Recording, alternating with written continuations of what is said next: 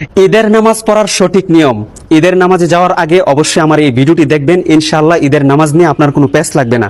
প্রথমে ইমামের পিছনে দাঁড়ানোর পর আপনি নিয়ত করবেন যে আমি মুক্তাদি হইয়া এই ইমামের পিছনে অতিরিক্ত 6 তাকবীরের সাথে ঈদুল ফিতরের 2 রাকাত ওয়াজিব নামাজ আদায় করিতেছি, আল্লাহু আকবার। তো ইমাম সাহেব আল্লাহু আকবার বলে হাত বাঁধবেন, আপনিও ইমাম সাহেবের সাথে আল্লাহু আকবার বলে হাত বাঁধবেন।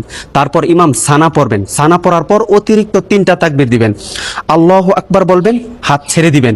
দ্বিতীয় তাকবীর আল্লাহু আকবার বলবেন, হাত ছেড়ে দিবেন। তৃতীয় তাকবীরের মাথায় আল্লাহু আকবার বলে হাত বেঁধে নেবেন।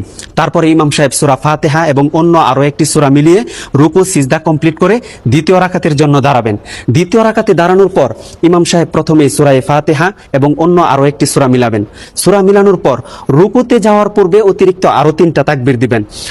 আল্লাহু আকবার বলবেন, হাত ছেড়ে দিবেন। দ্বিতীয় তাকবীর আল্লাহু আকবার বলবেন, ইমাম সাহেব হাত ছেড়ে দিবেন।